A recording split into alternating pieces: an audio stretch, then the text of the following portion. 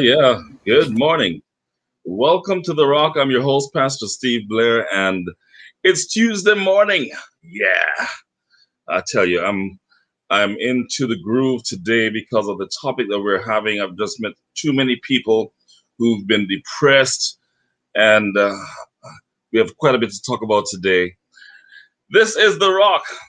On The Rock, we discuss all sides of the topical issues that has the church and its congregants and society as a whole thinking about the truths found in the Bible, causing believers and unbelievers to consider or reconsider the things they've heard, studied, or read, causing churches to open discussions and restart discussions on issues very often glossed over, ignored, or misunderstood. We take on various biblical based and influenced issues and do our best to show Christians just how we can live according to the Word of God and answer that question, what does the Bible say? A very special welcome to all of you joining us from all over the world. Yes, should I say all over Jamaica and then name all 14 parishes? No, we don't have time for that. But very, very special welcome to our listeners on Love 101 FM, our listeners on love101.org. Whether you're on Facebook or YouTube Live, we're here for you. And of course, you can get them from the Google Play Store or the Apple Store. So get ready, folks. This is Love 101, and I'm your host for this show, Pastor Steve Blair. Good morning to all of you who've been calling. Very special good morning to Miss Irene out there in Old Harbor, and to those of you who called from St. Mary and Westmoreland and Montego Bay. Thank you for calling. You tell me that you enjoy our rant and rave. You tell me that you enjoy the show because of what we're bringing to the table as you sit down to have your breakfast with Stevie B on a Tuesday morning. Where is God in the lives of Christians who are suffering from depression and contemplating suicide? How can a Christian be depressed? How can a Christian commit suicide? How does that sentence even make sense? Depressed and suicidal Christians, our topic today. Wow. Think about it for a while I share my thoughts, or shall I say, my rant as we rave. So many things to talk about today, and I start by talking about the Buju Banton. The story I see is that Buju is complaining about a lot of things. Some people don't understand why Buju is complaining. Firstly, everybody has a right to chat him chat. So Buju has his man chat, and he's talking about some of the issues out there. He says, we know that we are in a pen, but the level of passivity make you question what kind of independence you have. Are you able to think freely? Are you able to express your thoughts freely? Are you able to launch and establish businesses without the encumbrance of the state? That's what Buju is talking about. He went on to suggest the country was facing a deadly media blackout. Now, I don't agree with everything Buju is saying, but one thing I've been really thinking about, I know some of you won't like what I have to say right now, but the thing is, I preached a sermon on Sunday about independence. And as I looked at the whole issue, I asked a question. Are we independent?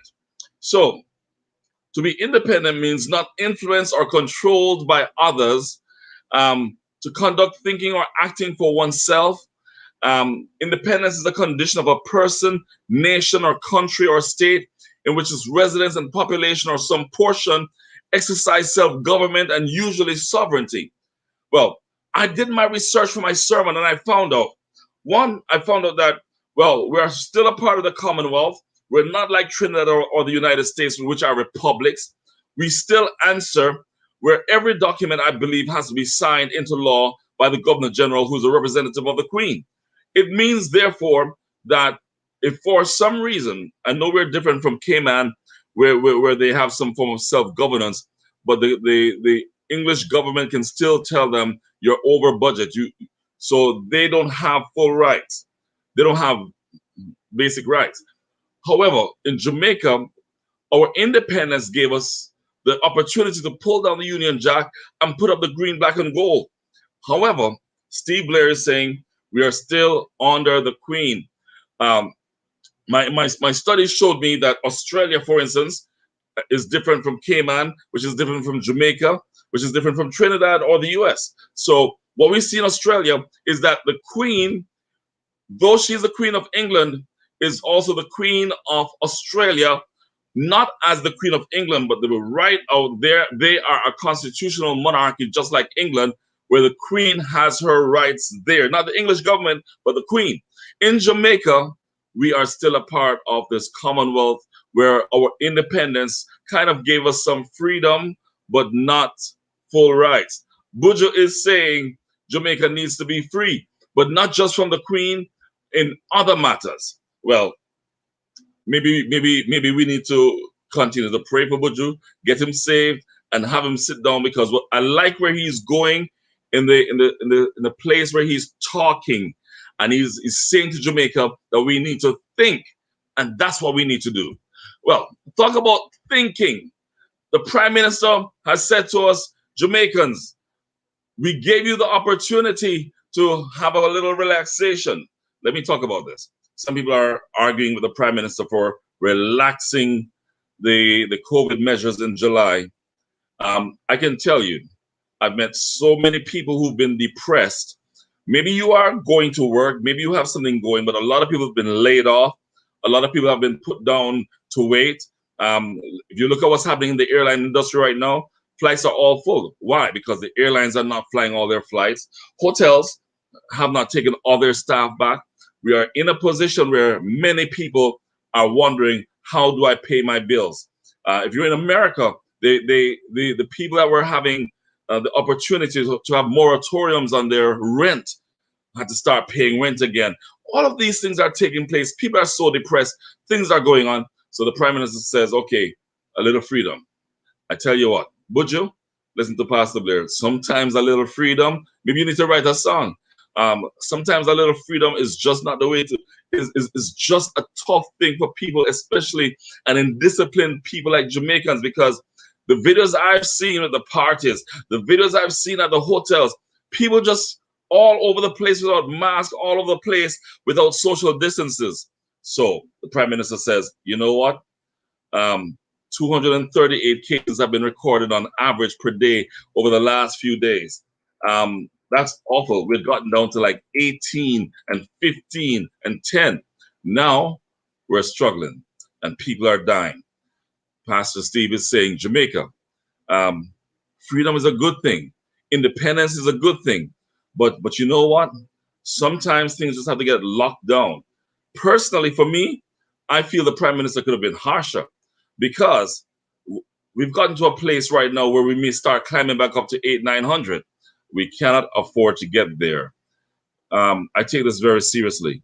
What about you young people who are going home, haven't partied, haven't been up and down, haven't been without your mask, having no social distances, and you're going home to your parents over 50 and 60 and 70, and your grandparents, and you give them COVID and they die just because you wanted a moment of fun. F-U-N, fun. Fun does not equate K-I-L. Yes, that's what happens when you go and party and come home to your parents and give them COVID. You may last. We don't know about this Delta variant as what it will do with you, but it will destroy your family. So, just asking us to think about that. One other thing that's been on my mind, once again, I've been talking about it. Every week I come and I talk about the children. Every week I come and talk about the women. The police have arrested and charged one man with the shooting death of a 4-year-old young boy, Jamar Powell, and 42-year-old Shelly Ann Shaw, and the injuring of another person in Top Hill. The man from Granville in the parish was charged on Saturday with murder, shooting with intent, and illegal possession of firearms. Reports from the police are that on July that of this year, all 3 persons were home in their 2-bedroom dwelling, and the man and 3 other men all armed with firearms, entered the yard and opened gunfire at the house, killing Jamarin Shaw. I'm saying once again, I'm asking once again, what's happening in Jamaica? Um, we've lost heart, we've lost love, we've lost care, we've lost respect for life. Now, sometimes I feel like saying there's no difference between a child, a woman, and a man. It's all life.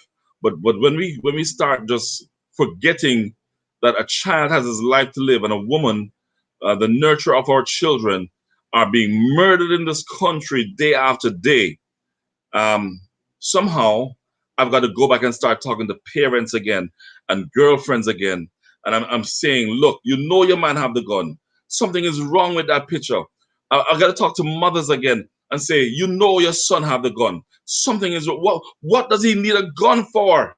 What, to kill somebody and bring you home $5,000 or 10,000? You know what they're telling me now on the street? They're telling me that they don't even need to be earning money. They're just killing. Well, I heard that in Spanish Town because they told me that it's a part of the gang initiations, taking somebody's life.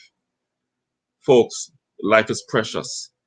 And life is a whole lot more than a gamble. Life is a whole lot more than $3, $4, $5,000. And talking about life, so sad when Jamaicans go abroad and they embarrass the country. Can you imagine a Jamaican farm worker has been hospitalized after being stabbed? A farm worker. He's there in Canada, in British Columbia, on a program that many young men want to go and work on and can't get the opportunity. So you're there working and you're going to take up a knife and attack somebody. Well, I'm told that the attacker's nationality has not been confirmed by the police. But just man up wherever you are, Jamaicans, if you're listening. Man up. Talk to your children if they're in Philadelphia or New York. Man up and just tell them, put the drugs down. Don't let us hear the names of Jamaicans killing each other and using drugs. We're happy to hear the names of Jamaicans like Hansel Parchment and the Olympians who've gone abroad. Whether they've gotten medals or not, we're happy to hear their names. So, man up, folks. I'm wrapping up with one more story. Can we have a Jamaica like the lady in Japan, the person in Japan who allowed us to celebrate with Hansel Parchment? I'm told he almost missed the semifinal, which means he would have missed the final and missed the goal. And he took the bus, and a lot of people are arguing about all the different political elements as to why he missed his journey. But the fact is, I'm focusing on one thing. A woman who takes, I'm told, 10,000 yen or some money and gives to him to allow him to find his way back to the stadium for his semifinal. Folks, that's the kind of heart we need in Jamaica. That's the kind of love we need in Jamaica. A Jamaica that says to us, let us give, let us give, let us take care of each other. That's the kind of heart we need in Jamaica to rescue the perishing. A Jamaica that errs towards kindness. A Jamaica that says, let's protect, let's love, let's live. If we have that Jamaica, the Prime Minister doesn't have to worry about COVID measures. We would tan our yard. We would do the right things. We would wear our masks. We would have social distance. We would stop the killing. We would start caring, like Miss Irene in Old Harbour that called me this week and gave me clothes to give to Jamaican people. Some new, some used. I want to tell you, we can do this together. We are Jamaica. I'm Steve Blair. This is my rant and rave. I'll be right back on The Rock, right here in Love FM.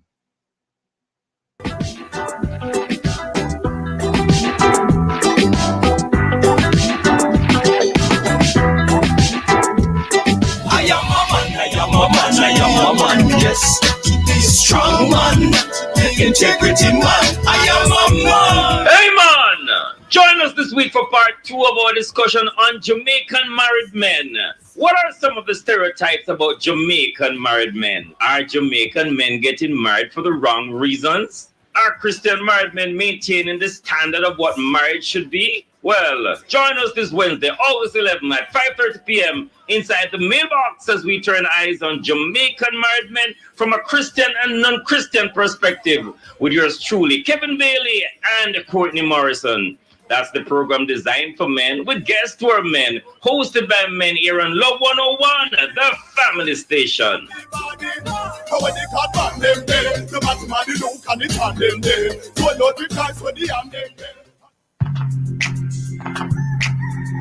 Eat what you grow.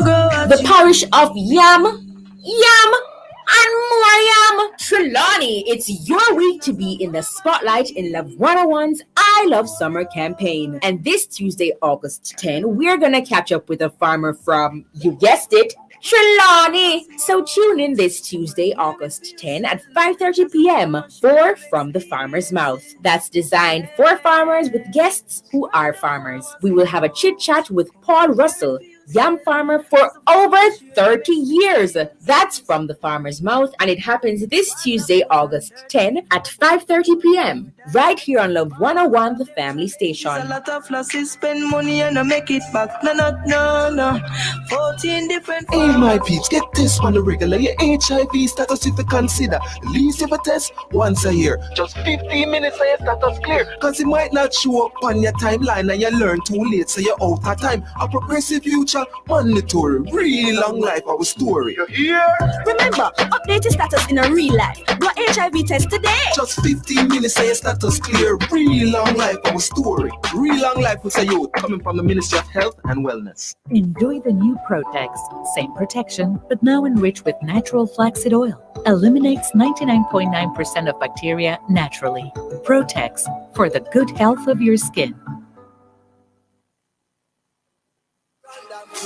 Trelawney, it's your week Insider I Love Summer campaign. So this Testimony Tuesday, Insider Live 1 to 5, August 10. Stick around for a great show with inspirational stories and music. 2 o'clock, John's Report Blast. 2:15 Inside the Evidence. We hear from Keisha Brown Lysam. Lost her father at age 12, struggled in an extremely poor background, but was able to complete her bachelor's in education, defeating the odds and destined to help others. Then at 3 p.m. we go behind the pulpit of Pastor Winston Miller of the Christ Tabernacle United Pentecostal Church, also Spring Trelawney. All this and more will come alive on the family station, Love 101. Everybody wave, get something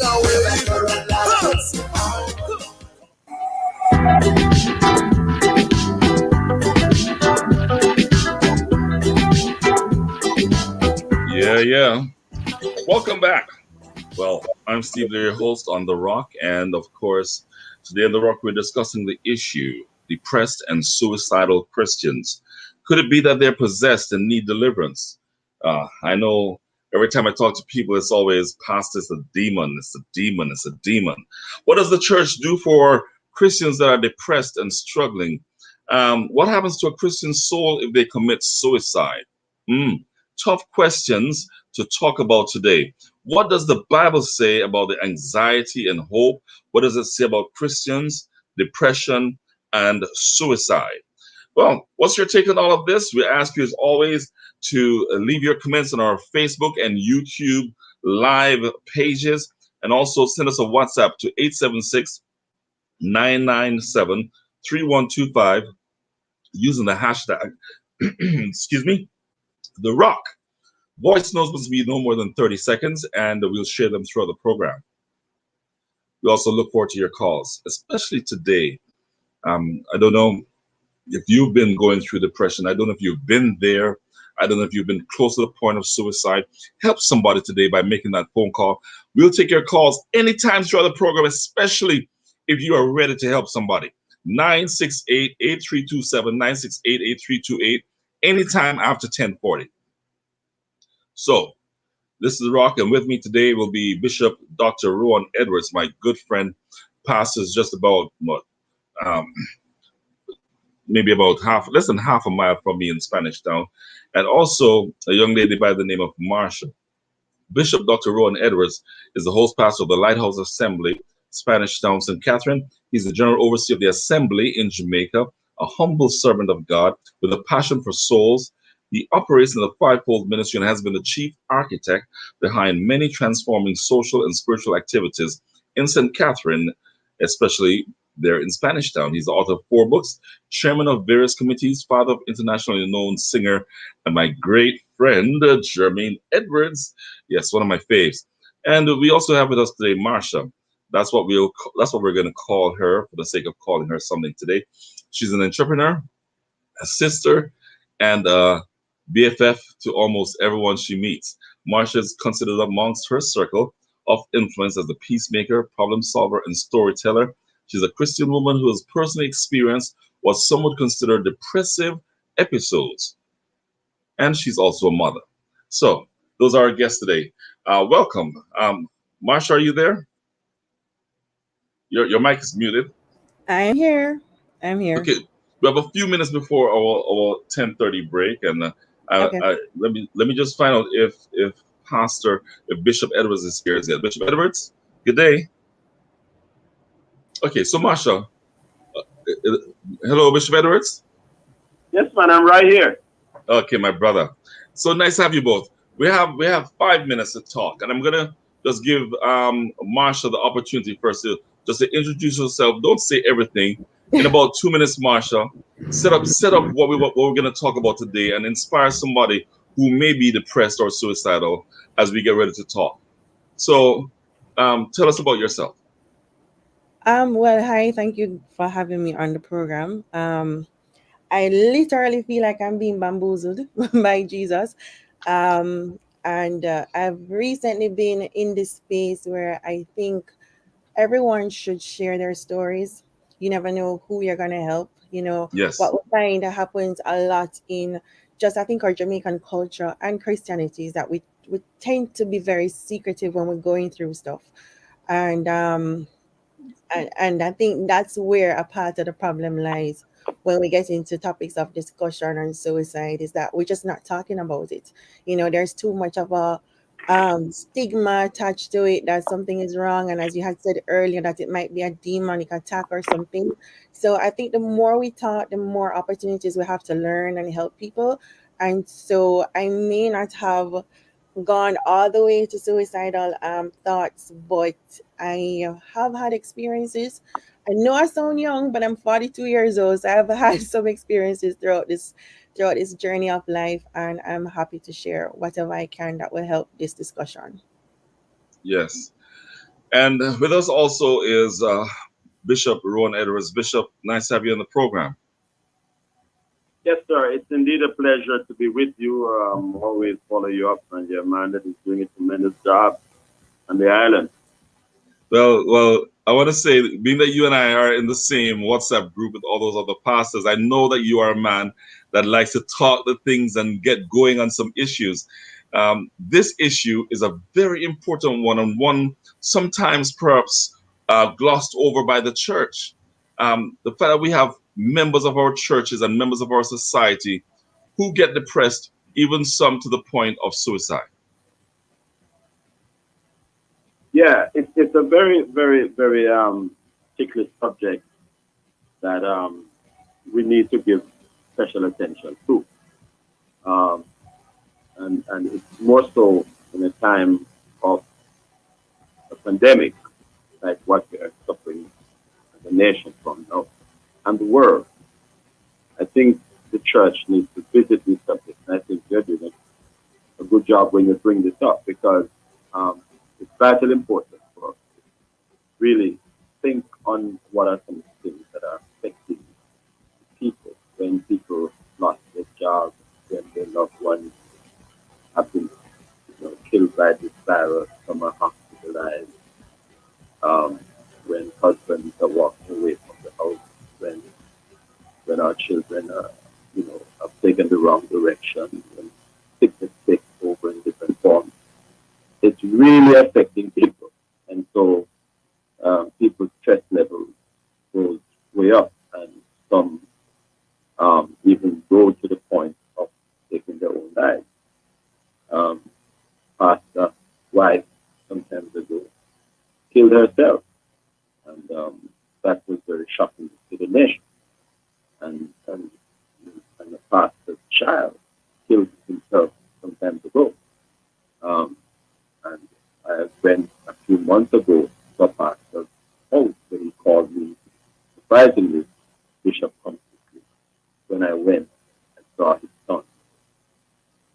hanging to a tree behind his house, a pastor's son.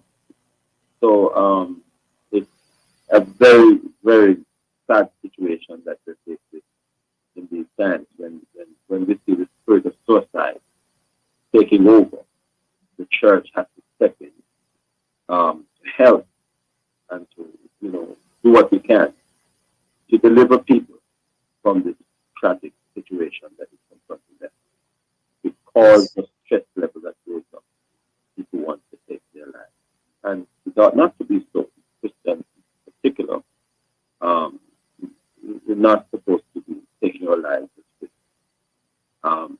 I know there are some Christians who get to a point sometimes, and not Christians only, but we're talking generally. People get to a point sometimes when they just can't take it anymore. But for a child of God to have gone that direction, it's something that we really need to visit and to talk about, to help people to understand that that's not the way. There's too many people we can talk to. There's too many things that we can do when thoughts of suicide come. To alleviate that thought, there's something that must be done, and that is what we want to talk about. Okay, sir. So we have quite a bit to talk about today, and obviously this is a very important topic. We do see depression in the Bible. We do see leaders in the Bible talking about dying, prophets. We'll talk about that and more when we come back from the break for the news. Let me just read something from Facebook real quickly. Angela Warren says, Christians can be depressed. They are human, and sometimes they're doing so much in church, and there's no one you can trust to reach out to. So everything is built up inside. We don't want nobody talking our business. We'll be right back here on The Rock. I'm Steve Blair.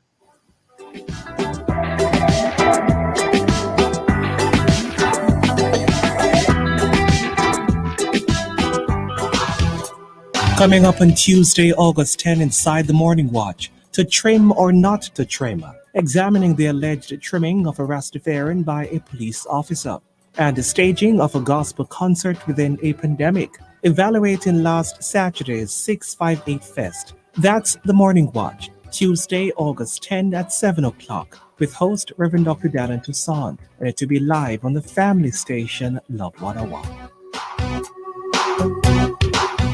I've got love in my heart and I'm feeling blessed. Trelawney Geo Week Insider, I Love Summer Campaign. So this Testimony Tuesday, Insider Live 1 to 5, August 10. Stick around for a great show with inspirational stories and music. 2 o'clock, John's Report Blast. 2:15 Inside the Evidence, we hear from Keisha Brown Lysep. Lost her father at age 12, struggled in an extremely poor background, but was able to complete her bachelor's in education, defeating the odds and destined to help others. Then at 3 p.m., we go behind the pulpit of Pastor Winston Miller of the Christ Tabernacle United Pentecostal Church, also Spring Trelawney. All this and more will come alive on the family station, Love 101. Everybody wave, get something away.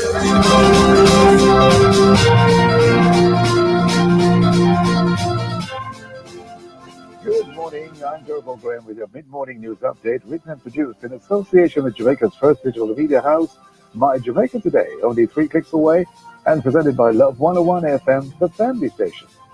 Now the news. Prime Minister announces new COVID containment measures.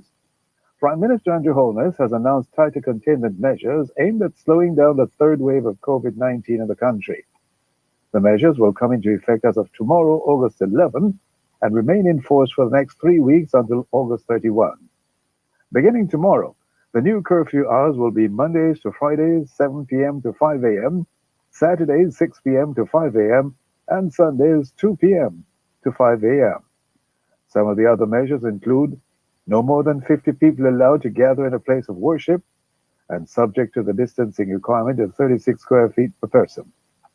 No more than 30 people allowed to gather at a funeral service. Burials can take place only on Mondays to Fridays between the hours of 9 a.m. and 4 p.m. and must last no longer than 30 minutes. A maximum of 50 people are allowed to attend a wedding. Prime Minister Holness says the government is looking at mid-September for the reopening of schools, but much will depend on the success of the containment measures that come into effect tomorrow. Deadline today for PNP activists to pay. Today marks the deadline for People's National Party PNP activists Karen Cross and Natalie Stack to pay their fines of 750,000 Jamaican dollars each. The women were sued for defamation by their party's General Secretary, Dr. Dayton Campbell. They were ordered by the court in July 22 to pay the fine within 14 days or serve 6 months in prison after they were found guilty of contempt of court. The charge arose after they breached a court injunction prohibiting them from posting defamatory information about Dr. Campbell on social media pertaining to allegations of sexual misconduct. Fear of reprisals in central Kingston. A weekend shooting incident in Brooklyn, New York, which left 3 men dead, has reportedly increased fear among residents of central Kingston who feel there could be reprisals in their communities here in Jamaica. Meanwhile, it's understood that the central Kingston police have stepped up their visible presence in all communities affected by gang violence to ensure the communities are kept safe and secure. However, residents in some related communities have reportedly expressed the view that the war between dark side and genocide gangs in the constituency is likely to get worse. OECS pays tribute to former Antigua and Barbuda Prime Minister. The flag of the Organization of Eastern Caribbean States, OECS, is being flown at half-mast as the region pays tribute to Sir Lester Bird, who died yesterday after a prolonged period of illness. He was 83. Sir Lester Bird served as Prime Minister of the CARICOM member state of Antigua and Barbuda from 1994 to 2004. He was also the first chairman of the OECS in 1982 and served as chairman for a second time in 1989. The CARICOM Secretariat, not up to news time, issued a statement to mark Sir Lester's death, but Guyanese President Dr. Irfan Ali said Sir Lester had been a good friend to Guyana and the Guyanese people. Finally, on a sporting note, the Olympics medals table was again dominated by the biggest countries like the US, which finished at the top. But how would the table look if population and wealth were taken into account? Well, the BBC has come up with an alternative ranking which looked at the number of medals won per million people. In this scenario, the tiny European nation of San Marino, with a population of just over 33,000, comes on top, even though it earned only 3 medals. Jamaica was 5th in this alternative ranking, while the US placed 60th, having entered 613 participants in 35 events. And those are the stories on the watch list in your mid-morning news update, written and produced in association with Jamaica's first digital media house, My Jamaica Today, only 3 clicks away, and presented by Love 101 FM, the family station. I'm Derval Graham, thanking you for listening. You have a safe and productive day.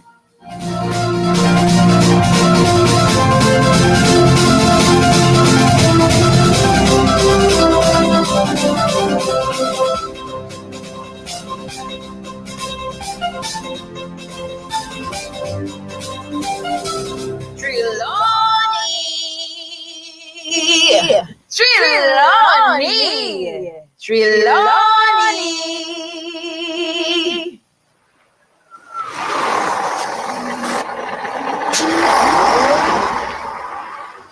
I Love Summer is here.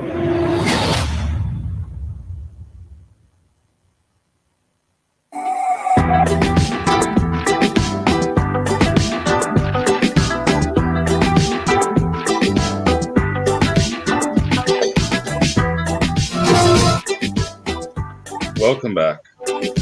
This is The Rock you're listening to on Love 101. And I'm your host, Pastor Steve Blair. Today we talk about depressed and suicidal Christians. If there's a topic you'd like to discuss, or even a topic that has a church on different sides of the fence, let us know. And if you have the spiritual passion, knowledge, and background, and would like to be considered as a special guest, please let us know. You can call Love FM or send an email to transformjamaica@hotmail.com, or even give me a call at 876-295-9141. Today we're talking about depressed and suicidal Christians. We're inviting you to post all your comments on this topic on our Facebook live broadcast and our YouTube broadcast, The Rock, or send us a WhatsApp message or voice note to 876 997 3125 using the hashtag The Rock. We'll share them throughout the program. Remember, I'm looking for your comments also for those of you on Facebook. I'm looking to hear what you have to say. Well, just want to remind you, we have our very special guest in house today, and with us will be Marsha and Bishop Dr. Rowan Edwards. Marsha is the name we're using for our guest, as she will share much about herself while remaining somewhat anonymous. Bishop Rowan Edwards also joins us, the pastor of the Lighthouse Assembly in Spanish Town, and we'll be depending on him a bit because of the fact that we want to relate this whole issue of depression back to the Word of God. Um, so let's start off with Marsha so that we can get more in depth in her story and then build from there on what other Christians are facing. Welcome back, Marsha. I'm here. Thanks for having me. Yes. So You Marsha sound is so actually my name, So okay. yeah, I am Marsha. I just probably didn't have a picture in You time, but yes, you this is Marsha. you sound so cool, calm, and collected. Yeah, it comes over time. Over time, Yeah, it with comes an understanding of who you are, what you've been through, and the exactly. purposes of what you've been through. Exactly. Earlier, I heard you say something like God's what, playing games with you, or God, what did you say? Yeah, there's a book out called Bamboozled by Jesus, and Hmm. it's where the author speaks about feeling as though she's being pranked. God putting her in situations that she thinks she's not prepared for, and it turning out to be her destiny or something. So when I got the call yesterday, I was like, okay, you want me to come and talk about depression and suicide? I felt like it was something far from any expertise that I would have. But I'm here and hoping that something that I will share today or can share or the discussions will lead to will help somebody. Well, you say any expertise. Have you gone through depression? That word depression, I think is it's a word that we use to like a broad statement that we use to say so many different things. It can be I'm alone, I'm I have a lot of debts, I'm having problem in my relationships. Is like I think we just use depressed or depression very broadly, and it's different for different people, and the experience of being depressed is different for different persons. um I know, like, if you're talking about being diagnosed, normally you're diagnosed with something, and depression is one of the effects of that, diagnosis or whatever it is that you're going through. So, yeah, for me, depression is different. It had a different meaning, and it manifested differently for me than it probably would for somebody But else. let me help for a second. From some of the research I did, it says that Hmm. depression is a common but serious mood disorder. It Hmm. causes symptoms that affect how you feel, think, handle daily activities such as sleeping, eating, working. Um, it goes into looking at the exact cause of depression is unknown, but can be Hmm. caused by genetic, biological, environmental, psychological factors. And when you think about it, somebody who is home and just tired of cooking the same thing every day can get depressed. So there's simple sides to it, and there are extreme sides to it. You're Yeah, going through a marital exactly. problem, you don't have enough money. But for some, it just gets so much deeper, Yeah, and that's why we want to look at it because the truth is, a lot of us get anxious about things in our lives. yeah. So share with us now about Marsha, as you did earlier. Um, for me, and my own experiences in life has been to keep things a secret, Hmm. and we only talk about the good things happening in our lives, and then we don't talk about when we're having problems or when we're struggling. And I think that's a basis of how someone can feel as though they're depressed, especially when you don't have someone to talk to, when you don't have examples of the problems that you're going through and seeing people go through those issues and overcoming them. For me, as it relates to Christians and being depressed, I think my personal experience is that when I recently gave my life to God, recently, you know, got baptized, and as a recent, I think my recent would have been probably 4 years now, right? Okay. And very early into being a Christian, like a year and so into it, I got pregnant, out of wedlock, and I came down on myself so hard. And I think Yes. the main reason was because I was a Christian, and how could this happen to me? Or I'm thinking there's so much more expectations of me now because I've given my life to God. And so from that's where I would have had my depressed episodes and went through a lot of what you had explained in the definition of depression.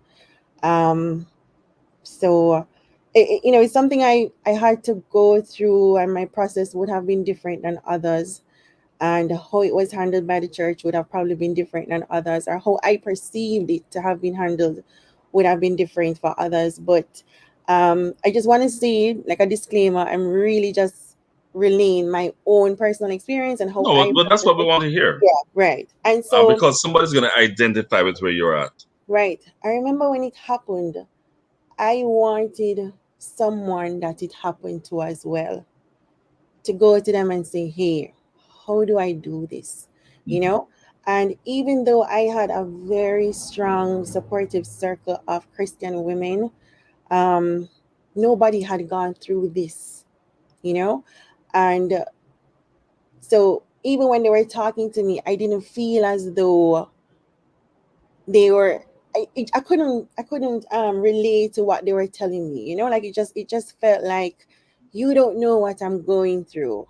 And it also I was also impacted by, again, just being so young into Christendom, and for me, when I gave my life to God, it was really it felt like a on a whim thing. Not that it was on a whim, but there was no I started what I wanted to have been a church tour. I wanted to visit churches and figure out which church I was going to call my church home, and I wanted to go into Christianity gradually. But Mhm. when I was invited to church by a friend, and when I went to church, her church, that very day I decided to give my life to God, because the pastor preached a message that day on pride. And I realized that all my life, what was holding me back from God was pride. Like I just didn't. I told her, I've always had experiences of God working in my life. I've had so many stories that I can testify, but I didn't want to be the person that's going to preach on the bus. Like I told her, like that was my fear. Like this Christianity thing, I didn't want to go into it and then I have to change everything. And it was just a whole big issue of pride. And when he spoke about it, it resonated with me. And I immediately had the conviction to give my life to God. And so I was baptized the week after. And so for me, I think it feels like I rushed into it. I mean, it's the right choice. I don't regret it to this day, but I didn't have enough experience with God, or I didn't have any tribulations in Christianity. So you never got a chance to become disciples, especially since you were searching for a church home. Right. Yeah, I was searching, and then bam, I found it. Like Right. I went in right away. But I didn't have any, I didn't go through some little small issues, My first issue was pregnant, like felt like the worst thing that could have happened to me. And, I just didn't know how to deal. I didn't know how to deal. And I didn't think there was anyone I could talk to. I in hindsight, looking back, I know that I really beat myself over my head on this one. Like I was the one that totally inflicted everything that I was going through. Well, that's because you're thinking about yourself and you're thinking about all the things you've done. I remember just being a Christian and sinning. I remember I did something at one point in time, and I just packed up my bags and ran away from Jamaica because I could not believe I did that. Wow. But the point that you're making becomes even more important, and the point is we need support, and we need to be able to identify with somebody who has been through exactly what we've been through. Yeah. And So Marsha, I'm going to ask you to call out people in the church because the point is so many people in the church have gone through stuff, but everybody locks up their story even after God has delivered them. yeah, or they share stories. They share some of the story, and they share the corporate stories. We don't really get into these types of stories. I mean, you have people in church that will know the stories of individuals, but I don't think it's something that we have where it's, well, for me, it just wasn't common knowledge for me. And as I said, funny enough, in hindsight, looking back, I was getting the support. I just was not in a place to receive it because I couldn't get over the guilt. I couldn't get over how I Important was. word. I couldn't get over the guilt that I felt. That was the biggest thing for me, that I couldn't even see that I was being supported. That and is eventually and very quickly I shut myself out. I stopped going to church. I stopped talking to everyone. I just cut myself off totally because the guilt of it all was just too much for me to handle. And I felt like there was no one that understood. That guilt, that Yeah, guilt, that guilt is a powerful thing that pulled you away, sure did. not just away from God, but away from others. Was Yeah. there any? You say there was support, but how did you deal with that guilt? How how were you able to move from that place where you locked yourself down because of feeling so disobedient? Personally, for me, I think, God had to deal with me personally. I think He had to really step in and corner me. Um, for me, how it worked out was I even stopped listening to to um to Christian music, and I totally went secular. I'm Hmm. not deep secular, but I just stopped listening to love. I stopped listening to church stuff. Like I really, because I felt like I was so bad of a person and I wouldn't fit in. I kind of just go, okay, let me go with the people who would think that, that's nothing wrong. People get pregnant all the time. Yeah, people in church doing worse things. And I went to that side of the world that maybe made me feel like, it's not so bad. Just a second. Let me see if I can bring Bishop Edwards in here because this is a very important point going into depression and also moving out of the church. Bishop Edwards, Yes, sir. so many people that I meet on the road are backsliders. They've done something wrong. They get pregnant or they get involved or they do something or they move in with their girlfriend or their boyfriend or they take money from their man to look after from their baby father and they try to do something for him in the return. Bishop, so many are out there away from God and turn themselves off from the church as a result of their guilt. And it pushes them further and further away. Yes. Well, first I must commend Marsha for proposing, but that's her correct name, to come out and to be enlightening people at this moment because, Marsha, you'd be surprised to know how many persons are out there that went through the similar things that you've gone through and went to get free. Thank God you didn't go to that free in your life. But the signs that we're seeing in these times, for Blair, is that we need, thank God for pastors are out there, who will see persons like Marsha and don't condemn. You try to love them through the process. Because you see, depression is sleep. It disrupts people's sleep. Some people just don't want to get out of bed. The guilt, the extreme feeling of guilt holds them down. It brought on sadness, with strong feeling of sadness and lack of energy.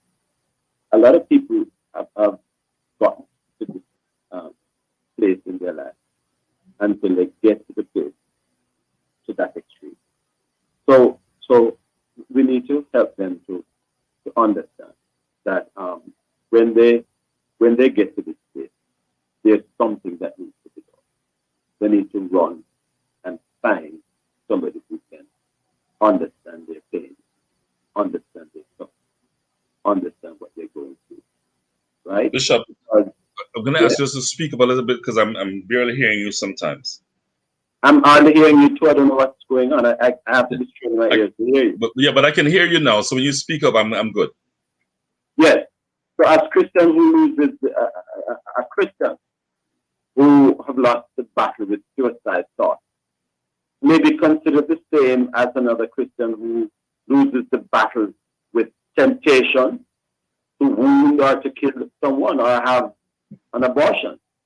They have lost the battle because they lack capacity to think differently. Many murderers and adulterers and fornicators out there have repented and have become ministers of the gospel. Hear what Paul says in 1 Corinthians 6:11. For such were some of you. So therefore, there are many, many Christians like Marsha who got pregnant and went to the extreme just because they lack direction. As I said before, they need to find someone who can empathize, not to show sympathy, but empathize. There's a young lady, I must tell you this, there's a young lady that has been in our church. She's still a member of our church, I won't call her name. But she got pregnant. And she was a teacher of a popular high school. And she was missing from church for about 4 months, 5 months. People go to look for her at her house, can't find her. You know what I did, sir? When I found out that she's not attending church, I went to her school. And after 4 months, I found her with that, pregnancy look. You know what I did, sir? I hugged her, cried like a baby. I said to her, why are you not in church? And she said to me, well, Pastor, you know how church people are. I was the leader. And if I go to church, I come to church, what's going to happen? And sir, I had to give her good counsel right on the spot and help her to mount over that. Well, thanks be to God, she got over. And she now have a beautiful, beautiful girl, doing so well. We need people in these times that would reach out to people and help them through the process. When I look and realize what is happening to people, it's not that this has to happen. They didn't have to kill themselves. That's what we say. Yes. But what led them to that position is where we need to look at. Was there anybody in this person's life that they could talk to? And I want to say to those who are on the brink of committing suicide, depression is pushing you to that level. Stop and think. There must be a pastor. There must be a church sister. There must be a church brother that you could go to and tell them your problem. One second, Bishop. 1 second, Bishop. I got to throw two things in this to you. I mean, we're going to a break in 3 minutes. So let me give you one. What about us in the church? Why are we not caring enough to identify the difference in a person's persona? Why are we not caring enough to recognize that they've not been in church? Oftentimes people miss church and they say, Pastor, you didn't miss me. And so they depend totally on the pastor when the church itself is the family. We should be looking out for each other. I agree with that. And that's where I said many of us are guilty. Because we see people's statistics and not as persons. We need to start to visit people where they are. If you see, look in a believer's face and you see them not looking the way they normally do, just ask them what happened. I want to help you. Yes. I want to show you that I love you. Not just to tell you that I love you, but to show you that I love you. So it hurts once. I was driving along the ferry and there's a gentleman that was in the bush. He just took out a gun and killed himself. I went over there, and my dear brother, I saw his co-worker. Who owned that business downtown, I saw his co-worker came over to where he was, laying on the ground, and started crying. And said, oh God, Mr. So-and-so, could you just tell us what you're going through? Why you had to do this? You know? A friend of mine in New York, we owned bowling for Vegas. We grew up together. He killed himself right in his office. Took out his own gun and killed himself. His family was destroyed. Everybody. So people must think, when you have your family, what would you do when they come and find you dead? And you didn't say nothing to them. At the same time, are we there for them to say anything? That's the next question that we need to ask. Are we there for them to say anything to us? Or could they have mistaken us, thinking that we're not in their cause? So there's a lot of things that we need to look at. And I think God is, especially in these times, Sir Blair, especially in these times when hell is really knocking hard. The COVID issue is really, you know, one thing I told my people this morning, Sunday morning, Sir Blair, I don't want to see no more of those videos being sent around in my chat. No more. Many of them are conspiracy. And they come to drive fear in people's hearts. And the Bible says in 2 Timothy 1:7, He has not given us the spirit of fear, but of power and of love and of sound mind.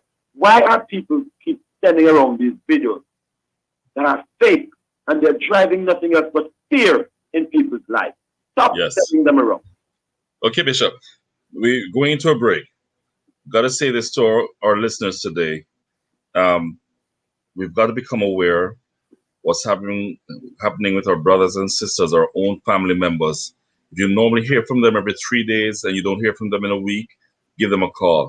You know, I had a roommate when I was working in Cayman. It was a co-worker, somebody who I worked with in Jamaica before, worked with him in Cayman, and he came to Jamaica, then went to the US, took his family to the US, and I called him maybe once a year, and when I called, he wasn't there.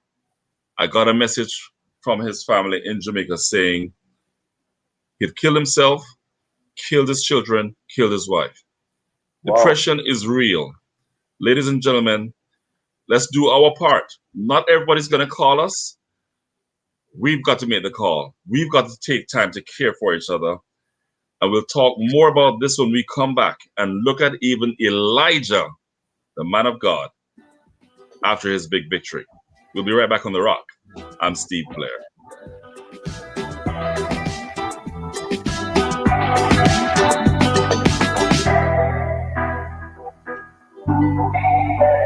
You're now invited to listen to A Moment for Parents, brought to you by Parenting Jamaica in association with the I Believe Initiative and Love 101, the family station. Parenting is the most difficult job in the world. Thankfully, Parenting Jamaica has some tips to help you do a better job. Here's one. Discipline is an essential quality of all functional families. As parents, we should know that discipline is not the same as punishment. Instead, it's a guide. It's the process of teaching your child the type of behavior that's acceptable to the society. Parents should begin disciplining their children as early as possible. Train up a child in the way he should go, and when he's old, he will not depart from it. To find out more about parenting styles, visit the Parenting Jamaica blog at parentingjamaica.com or follow us on Twitter at parentingjam. Thank you for listening to A Moment for Parents, brought to you by Parenting Jamaica in association with the I Believe Initiative and Love 101 FM, the family station. Trelawney! Trelawney! Trelawney!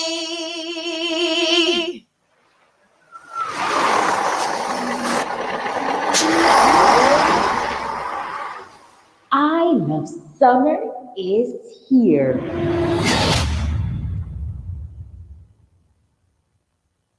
I've got love in my heart and I'm feeling blessed. Trelawney Geo Week Insider, I Love Summer campaign. So this Testimony Tuesday Insider Live 1 to 5, August 10th. Stick around for a great show with inspirational stories and music. 2 o'clock, John's Super Blast. 2:15 Inside the Evidence. We hear from Keisha Brown Lysam. Lost her father at age 12, struggled in an extremely poor background, but was able to complete her bachelor's in education, defeating the odds and destined to help others. Then at 3 p.m., we go behind the pulpit of Pastor Winston Miller of the Christ Tabernacle United Pentecostal Church, also Spring Trelawney. All this and more will come alive on the family station, Love 101. Everybody wave, get something away. You gotta make wellness your way. Make it your habit each day. Gotta do it for you. Gotta do it for I'm following now. A little more walk, a little more exercise. Eat right, sleep tight, good health at the price. Make time for yourself, friends and family. Make a plan, get protection, that are the key. Financially, physically, and mentally. Wellness me a breathe. Sagicor and me. Visit the Sagicor Wellness Hub at sagicor.com. make it your habit each day. Gotta do it for you. Gotta do it for you. Christian Charles has something special for you this and every Friday at 11:45 a.m. Listen to the information carefully, then answer the questions in the Christian Charles Financial Quiz Corner. There is so much to learn and you can win something fabulous from Christian Charles. That's the Christian Charles Financial Quiz Corner, Fridays at 11:45 a.m. Christian Charles, when you think loans, think Christian Charles. And it's on the family station Love 101.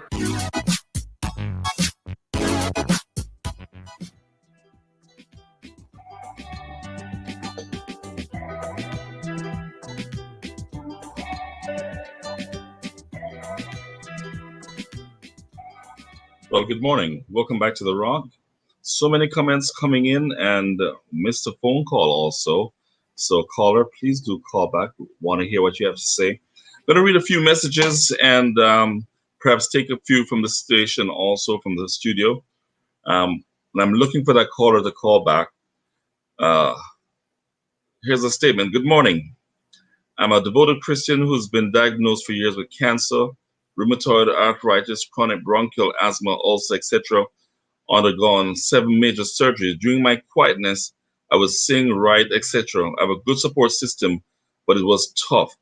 I can imagine how many people are out there just like that, because I put thought to it, even people in prison that are either innocent or people who made a mistake, not a decided or decisive thing that they did. But some people make mistakes, or some people hit someone on the road. There are people who are depressed because of incidents. Here are some statements on Facebook. Good morning. Everyone mode of depression for Christians and non-Christians alike is not accepting what happens or how it happens, why it happens, and the emotions that comes with it. Feelings of fear, voices, hopelessness, feeling of guilt, failure, being accepted, and those things call for support and help where you can. Angela says, what Marsha is saying is a bit different from me, but I remember I was having some real issues with relatives and we're both Christians. The other party was making so much complaints while I sit and take all the ridicules knowing I was innocent. But everyone was believing all the lies and no one ever tried to find out the real truth. So many things happen why so many others go through their elements. people being lied on. We have some. Oh, the phone call is back. Hello, caller. Welcome. Hello. Okay, Good so morning. good morning. How are you? I'm blessed and highly favored by God. Yes, sir. Yes, I heard you speaking about depression. Yes, Christians, it is normal for Christians to be depressed because I have been a Christian from ever since I was 13 years old, and I've been through many situations in my life where I have derailed from God's grace and His mercy. I lost my wife in December 2019, and it was very hard for me to actually watch her took her last breath. I was there in the hospital room with her when she took her last breath, and knowing that she was a believer and a very strong believer as well, because she was also a minister, and she had gone to Canada, and when she came back, she was diagnosed with sepsis. And there was nothing that the doctor could have done to save her life. And I questioned God and I said, God, you said in your word, you will not give us more than what we can bear.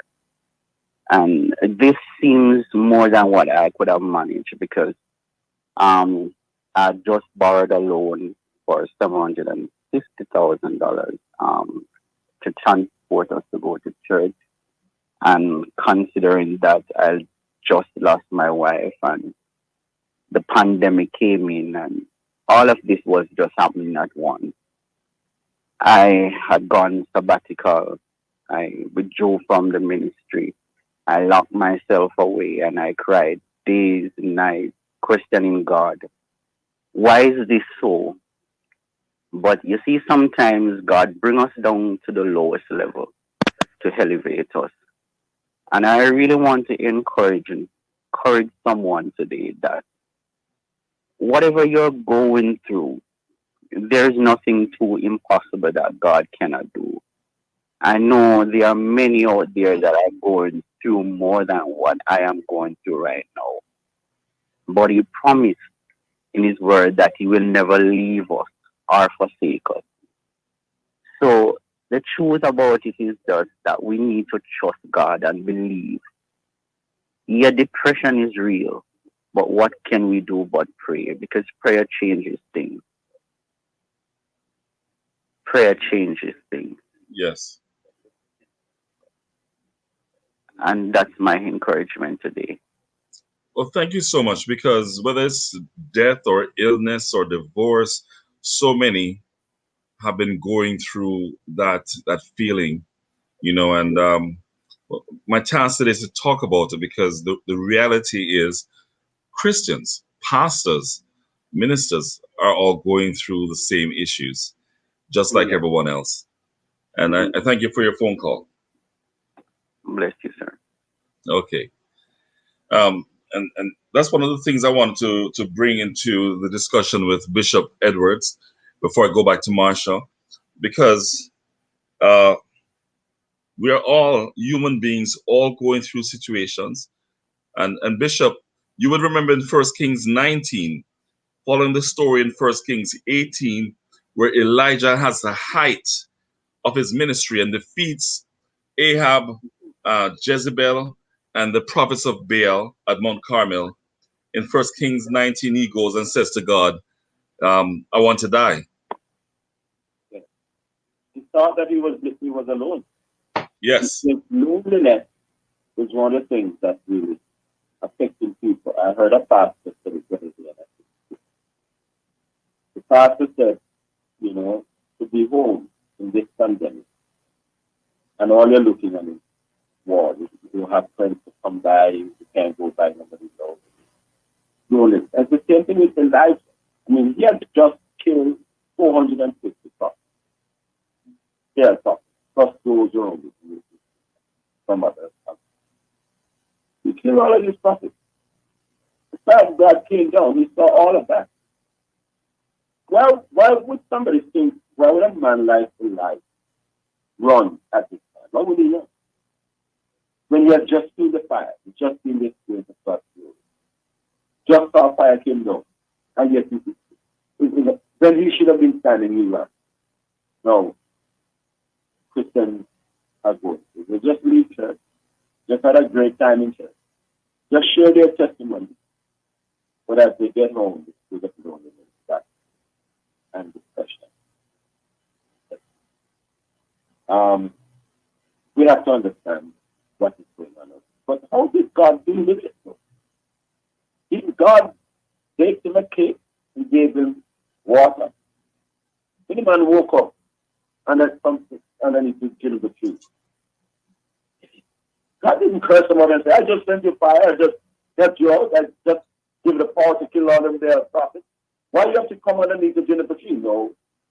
He encouraged him, baked him a cake, and gave him water.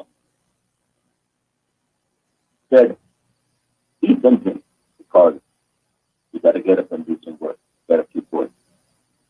So, we have to find a place to encourage people. People who are going through their moments. You know, we have set up counselors in our church. Prayer people. Hey, if you're passing through this, just call. Because we know how this time is in this pandemic. It's a dangerous time we're living in. And it's every time we have to protect people. And one of the things we could do is try to help people. Just like how God helped Elijah, his servant. When he felt that state of loneliness and that he can't help himself, one and decided to run and jump and God came. And like that. We have to stand beside each other now, church. And you know, pastors are going through these things, you know, brother. Blair. A lot of pastors are going through these things, you know. Yes. But they can't talk because they don't want to be complaining to their own member. So they just go through it by themselves. You know? So we have to reach out to our own colleagues as pastors. We have to reach out to our own members. The pastor is overloaded, you know, because hundreds of people are calling to him. Who is helping the pastor? Well, it's very important to know, Rev. Several things I can tell you from my own experience. I went through a divorce. I mentioned it once on the program. I try not to talk about it much. My ex-wife and I are very dear friends now. The lessons I've learned would say to some people, waiting can help. But the pain I went through, enormous. My children, I decided not to fight. So my children went. As a father, not seeing my kids every day broke me. Being a pastor, I argued with God because I never thought divorce was going to be possible. All of these things went through my heart and my spirit and my mind. I was at my lowest. Some things people did, they did not understand how much it helped. Let me tell you how simple, Rev. My father had a home in Kingston. I was still living in the marital home after my wife left. And about a year or two later, he said to me, go and live in that house in Kingston. And I went there for 3 or 4 years. And it brought such release. In fact, 2 or 3 years into it, my ex-wife and my kids came to visit me after the divorce. I think they came to get their visa. But the fact is, at the end of the day, I'm just one pastor. There's so many others that have been going through these things. And I got so low. Still had to go to church every Sunday and preach. Fortunately, I'm very open about my life. So I share my pain with my church. And it made others who are going through their marital situations come and talk. But it's just not easy. And you feel like, Lord, where are you? Lord, why? Why me? How come? And I argued with God. There's a question I want to ask you that somebody sends in the group for you. And the question is, um, it says, Pastor Edwards, do you think people depend more on psychology more than the power of Christ to help them when they're depressed? Is it that we're trying to be so religious in Jamaica? We don't want the vaccine. We don't want this. We don't believe in going to the doctor. We don't believe in going to different places. I'm not talking to Obeah now, because we just say we're depending on God. We don't believe in getting a gun or defending our property or homes, because we say we depend on God.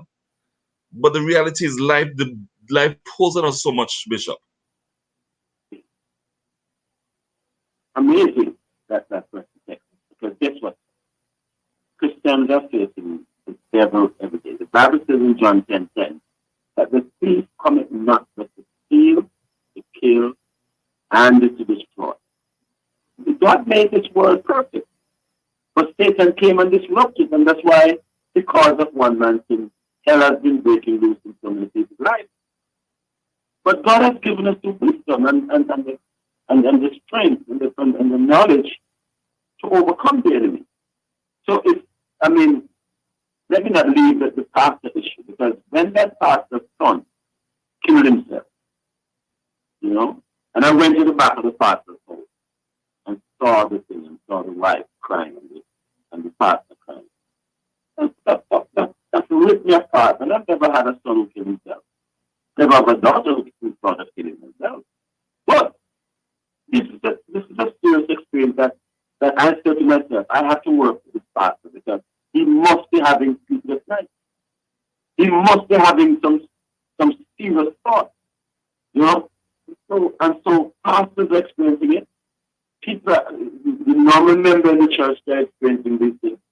And so therefore, if ever a time we have to get to the word, and not this morning in our morning program, we have a powerful program in prayer every morning. I try to let the people know that faith and fear doesn't work together. You know what I mean? We have to make up our mind as to where we go. I said to the people in the church I pastor, if you have to take the vaccine, go ahead and take it. And if you don't want to take it, I'm not going to fight it, because it boils down to an individual decision. You know what I mean? So I want them to put faith in action, right? And faith doesn't mean that you're a fool, because sometimes when they exercise faith, they look like they're fools. But faith and fear doesn't work together. They're not related. And so I want to say to everybody who's out there in Radio Land that Satan is out there. He's like a raging wolf now, a roaring lion. He's trying to destroy people's lives. We got to get to a place where we must can find somebody in the church who we can talk. I have about 4 or 5 persons in the church I pastor. When anytime the attack comes, we know what to do. 12 o'clock at night, 1 o'clock at night, when I send them a text and say, get up now, pray for me. They're getting up. You know what I mean? If I didn't have these people, around 4 or 5 of them in the church I pastor, I would be a madman a long time. So we have to find people. Everybody in the church cannot be wicked.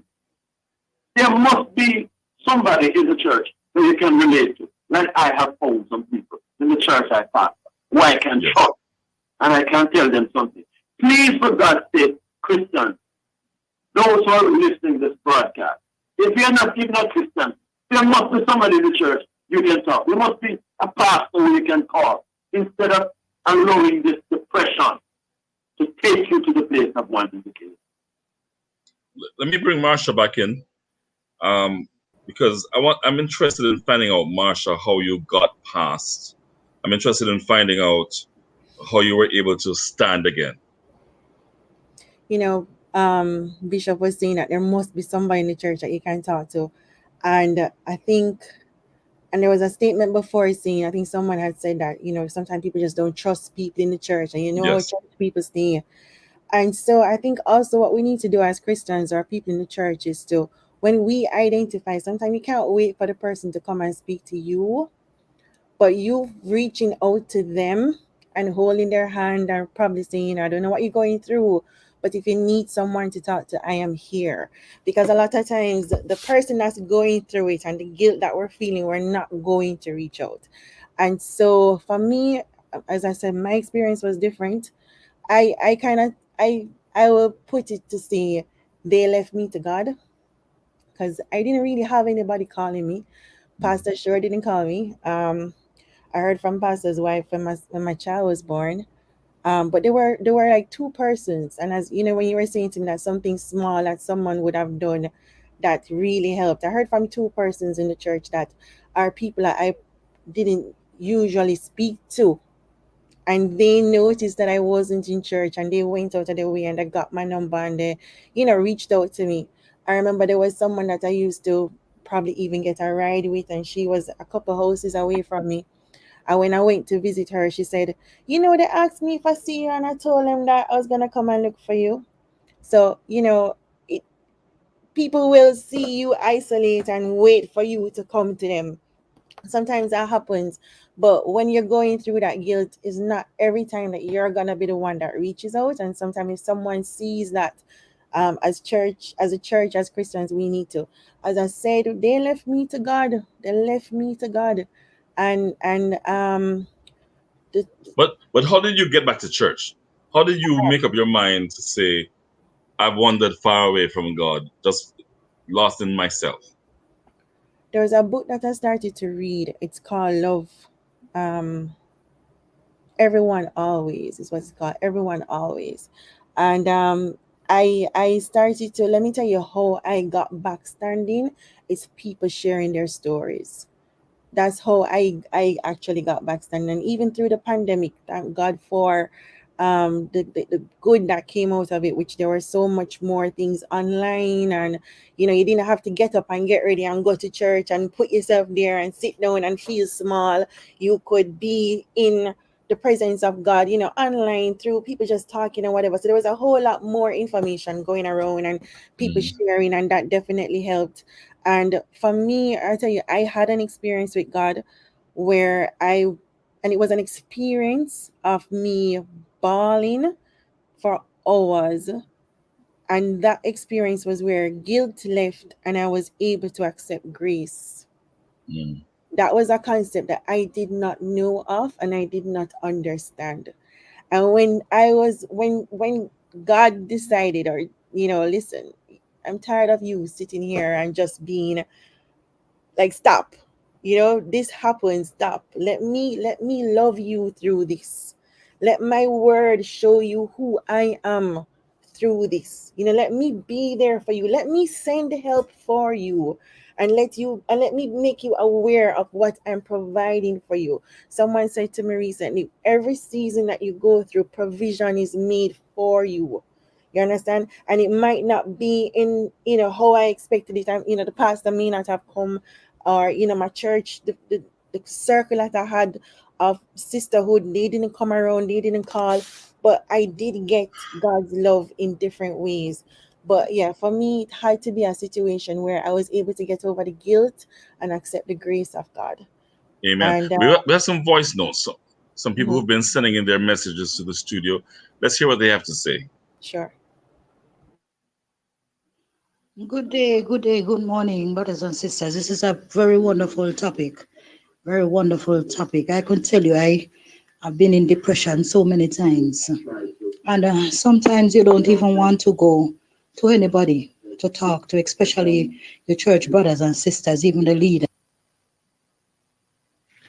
Good morning, Pastor Blair and morning, Chair. Yes, as Christians, I believe Christians do fall into depression at times and even have suicidal thoughts. For me, I've been through so much losses in my life. Lost both my parents, and I think that was it. I lost my big brother in last year, January. And I could fall in depression and even have suicidal thoughts, but I didn't. When I look back, Pastor Blair, I have to really say it was God that kept me. Trust me, because it wasn't easy. It wasn't easy. You see me? And I tell nobody that it wasn't easy.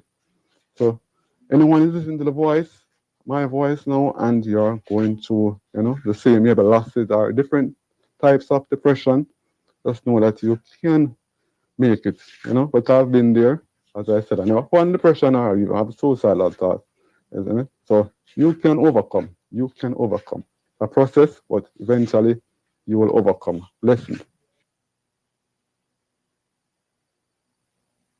Is there any more? Yeah. Okay. Well, I have several messages also, both on Facebook and coming in from WhatsApp. This person says, Pastor Blair, I stopped going to church. I feel bad. My husband and my son's not saved. I prayed fast. My partner not coming to church with me. I think I made a mistake, married the wrong person. I was in sin. I have children with him, so I married him. So that's one thing that leads to depression for some people, especially when they get saved after the fact and they're hoping for change in their family. But I have a word for you in just a minute. This other person says, greetings. My take on this topic is this. How can we take someone through depression step by step? What can we do to help them? What can we say that they have not already heard? Especially for someone who does not want to get help because of pride. The important thing is just to be there, and if not just being there, finding further help or creating opportunities. Pride goes before destruction. So the person's gonna, at some point in time, have to decide, I need help. A lot of us like to wallow. We wallow in sin, but we want to wallow in depression, in self-pity. But at some point in time, if you are indeed a friend, be persistent to be there with them and to pull them out of it. And this other person says, good morning. I'm giving God thanks for this topic because I myself have been through so much, but I'm still trusting God.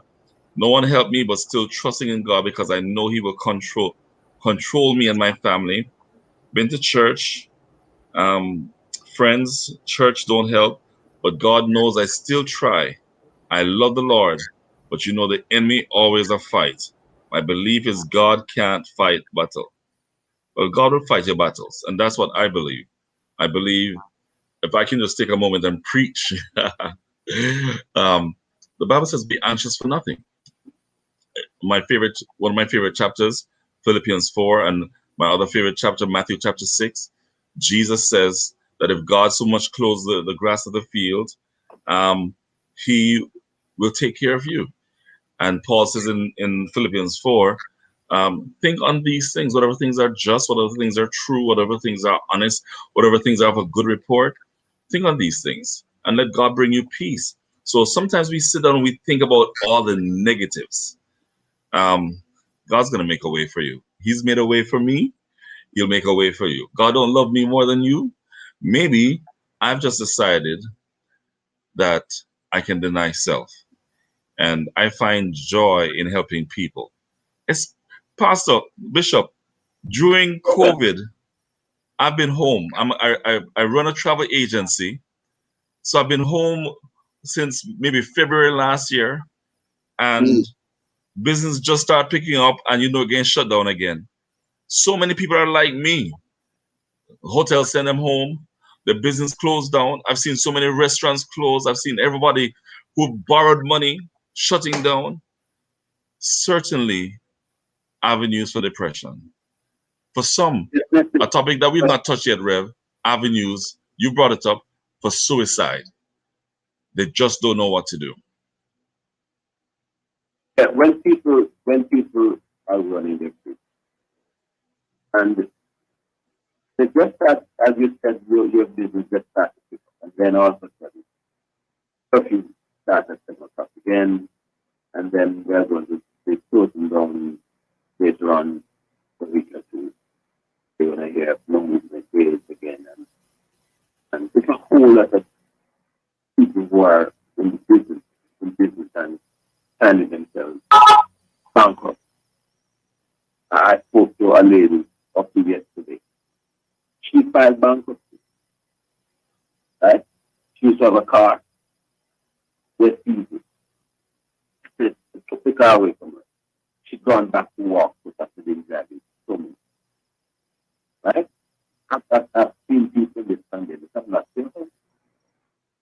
It's a business people alone. The people's house has been taken away.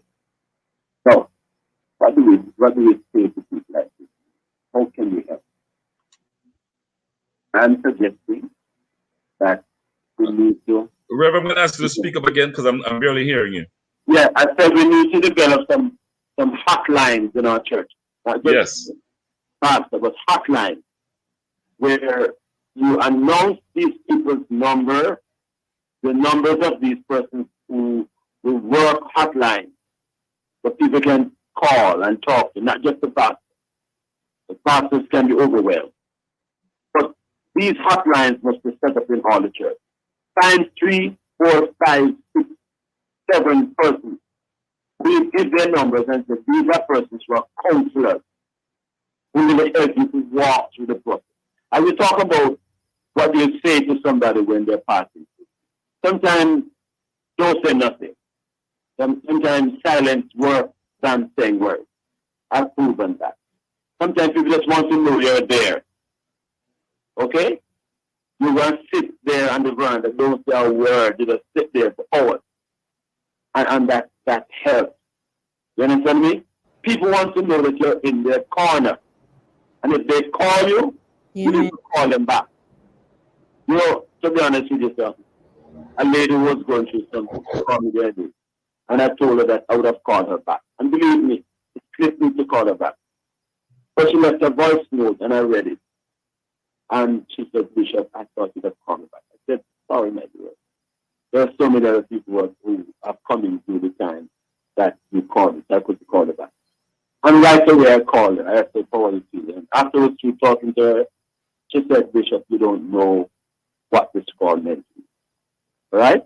So people want people they could reach out to, especially the business people who are going through your moment. Find somebody you can talk to. Please, like that businessman I noticed who killed himself. Who is going to walk into the bush, driving his nice car.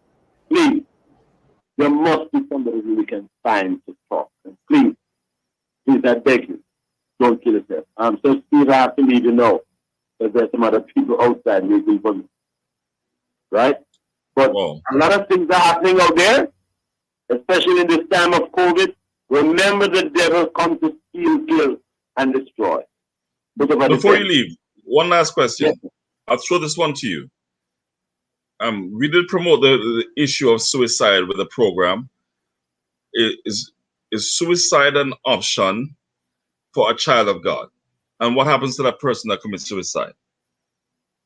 That's the point I'm glad you raised. Suicide should never be an option for a child of God. Why I said this? Because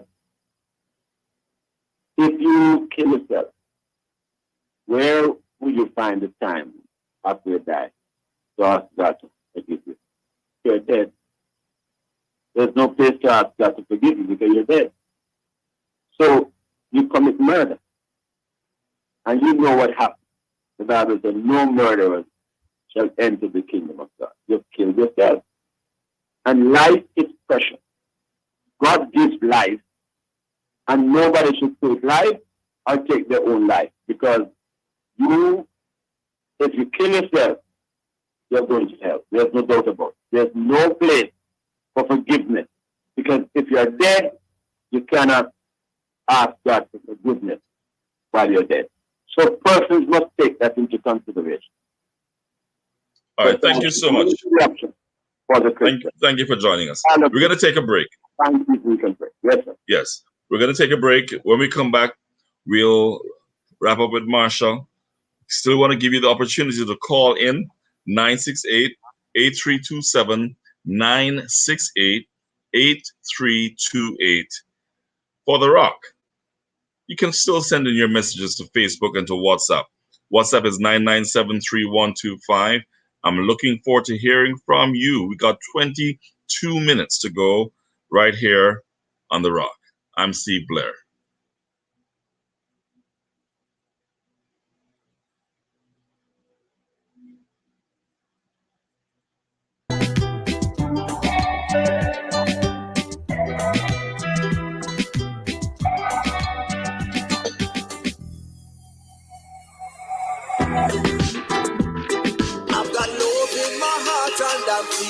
Trelawney, Geo Week Insider, I Love Summer Campaign. So this Testimony Tuesday, Insider Live 1 to 5, August 10th. Stick around for a great show with inspirational stories and music. 2 o'clock, John's Report Blast. 2:15 Inside the Evidence. We hear from Keisha Brown Lysam. Lost her father at age 12, struggled in an extremely poor background, but was able to complete her bachelor's in education, defeating the odds and destined to help others. Then at 3 p.m. we go behind the pulpit of Pastor Winston Miller of the Christ Tabernacle United Pentecostal Church, also Spring Trelawney. All this and more will come alive on the family station, Love 101. Everybody wave, get something away.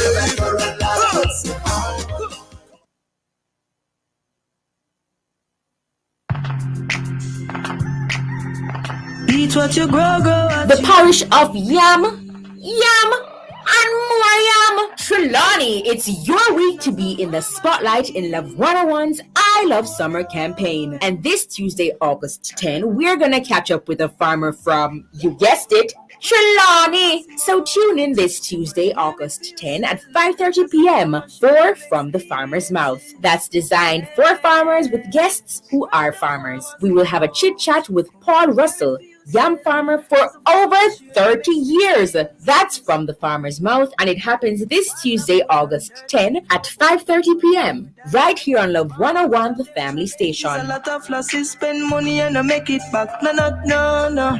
14 different farmers. I am a man, yes. Strong man, integrity man. I am a man. Hey man! Join us this week for part 2 of our discussion on Jamaican married men.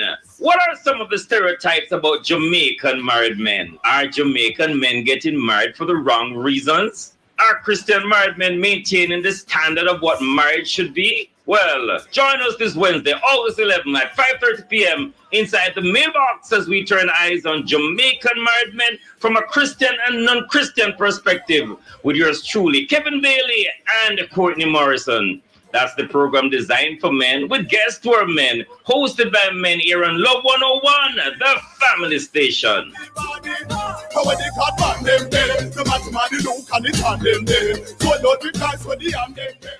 Trelawney.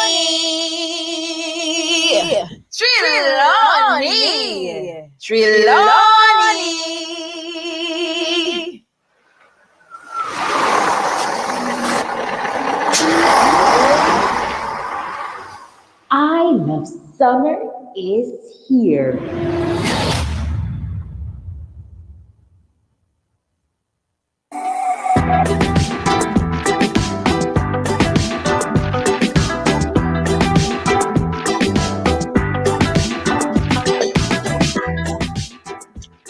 Depressed and suicidal Christians, our topic today on The Rock. I'm your host, Pastor Steve Blair, and I really want to inspire and encourage someone today. I know some of you are home, you're not working. Maybe you're working, but you're working by commission and you're not earning what you normally earn. Maybe your children are home and driving you crazy.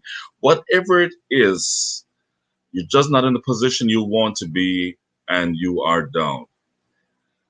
Encourage yourself in the Lord today, and I want to encourage you. You know, parents are so important. I remember when I came back to Jamaica, and I was working at a ministry, and that ministry could not afford to pay me my salary. Eventually followed up and led to my divorce. But my mom would see me and say to me, "You just don't look like yourself today. Are you able to pay your light bill?" And I'm a man, so I'm filled with pride, and I'm going, "Mommy, what you talking about? I'm fine." And she goes, "No, you're not. I know I know you." She says, "When you're up, the whole world can depend on your joy and your strength, but you just don't look like yourself." And she would say, "Here, I don't know what your light bill is, but here." And those are the things that makes the difference in the lives of our brothers and sisters, our parents, our friends, and even the people we don't like, because they're going through so much. Going to Facebook, Donna Morris says, "He surely will make a way. I myself is going through a lot. Sometimes I cry inside and just let me, sometimes I cry inside and just let the smile stay on my face. But sometimes when persons ask if I'm okay, I'll say yes. sometimes not to say what I'm going through. My brother called me from America or from the States to say he feels I'm not okay. All I did was burst out in tears. Then I started to tell him what happens. Depression is so real. Sometimes I ask God, why me? And sometimes I remind him of his words to take care of me and not leave me alone. As human things happen, but I keep trusting God in good times and bad times. Wow. So real, so real. We have a phone call. Good day, caller. Hello, Hello. are you hearing me? Loud and clear. Okay, good morning. You called Peter earlier and today. Reverend Good morning to Edward. you. Oh boy, what a topic. Boy, we all You get there know, sometimes, I guess. I was stirred to find the message God gave me in 27th of the 4th, 92. You are called and required to carry your cross. Be aware that it will be very heavy at times. Yes. It's weight, beatings, some criticism, false accusation, lack of spiritual opportunities, testing and trials of a high degree may press you to the ground. He will send help. There are times when you will need strong spiritual help in order to rise and continue with the cross. He will strengthen you. There are times when you will be nailed to the cross. You are carrying and left to die, helpless, friendless, and weak. But God is your strength. God is strength is made perfect in your weakness. You will search for a word of love, comfort, and consolation from your brothers and sisters and shepherd. Drink from the reservoir of the word. Your side will be pierced with there will be laceration, and the mocking words that you are a counterfeit. Even your closest friend might bury you in love in the tomb of the mind. There are the few who will not give up on you. They will come look you up and hold you up in prayer. You will rise again in a more glorious way with new experiences, joys, and heights. You still have a cross to carry, and the next hill will be steeper because you are entering regions where the battle is set to be fiercer. You have rejoiced earlier on and should pause in fasting and deep meditation in order to properly and adequately arm yourself, changing to more high-powered weapon. Trust the general to give you the appropriate one from the store. 1992. Written in a book, I didn't even remember that this was written in there. Mm-hmm. It would take me months to really tell people my personal experiences, you know. But this whole matter of finding people in time of need is difficult. Yes. I remember one time the Almighty said to me, to whom do the pastors turn? Even some pastors' wives. Yeah. Mostly pastors' wives, because they have it much harder, especially those who are not used to the ministry. Yes. Him said those things to me way down the road. And I heard a pastor say something in church one night at a gospel meeting that it's a business there, you know. Somebody's pastor shared something with him, and he was speaking it in a meeting where it didn't belong. You see it? Now I run a ministry named Jamaica Beyond Ministry where God sent me to set up. It's just an office where I operate to respond to the national anthem.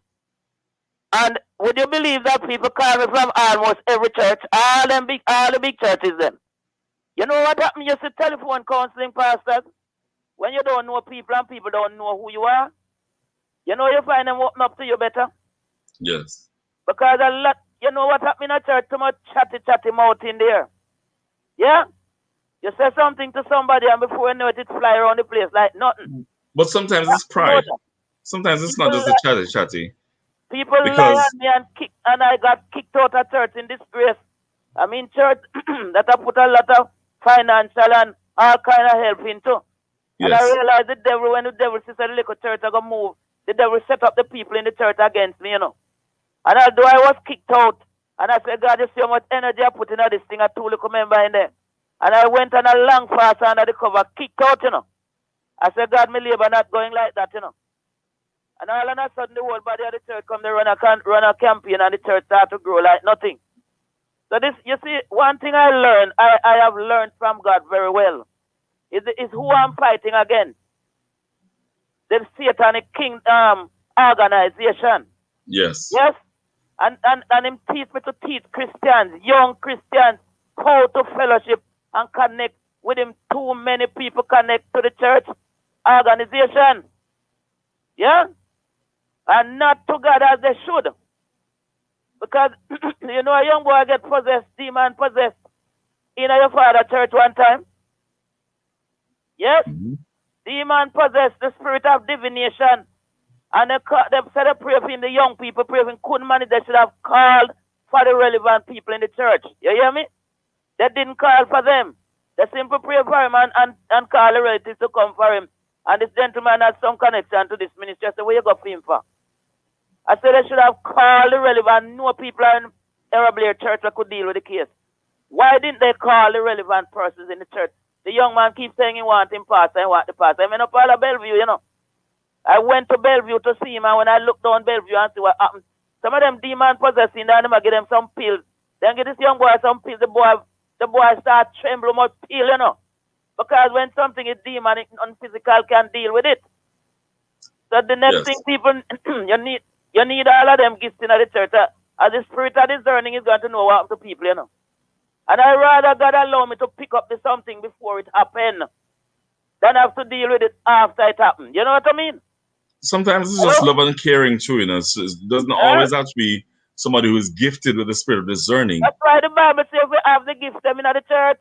Yes. Because each one of them deal with different things. Yeah, too much chatty, I'm telling you the truth. Too much chatty mouth. This young lady had a problem with lesbianism. She was my daughter at childhood college.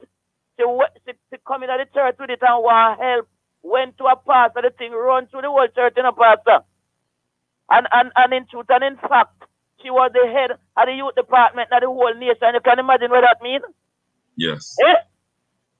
Too much chatty mouth in the church of the living God. We must learn how, in fact, we come back to the spirit faster. Nothing. I tell you the truth. 60 years serving God, and from me a teen, God talk to me and me talk back to him. And me tell you, the Spirit of God always make sure you are directed by the Spirit of God. Yeah? Okay. I have another caller, and I only have a few minutes, but thank you for your words as usual. Yes. Yes. Boy. Is Marsha there? So much taking place, so much happening. And as I hear the story of the young lady who was a lesbian and a youth leader, I think of the many young people who have come to me over the years who are homosexual but want to serve God. And in talking to some of them, I know the feeling of depression that comes because they feel they can't conquer. I say to you today that God loves you. I say to you today that I love you.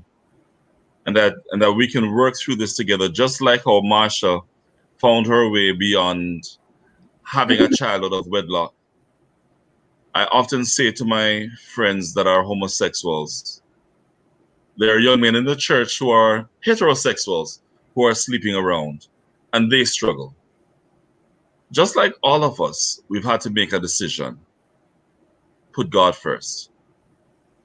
Honor the word of God first. And allow him to do what is good for you. Marsha?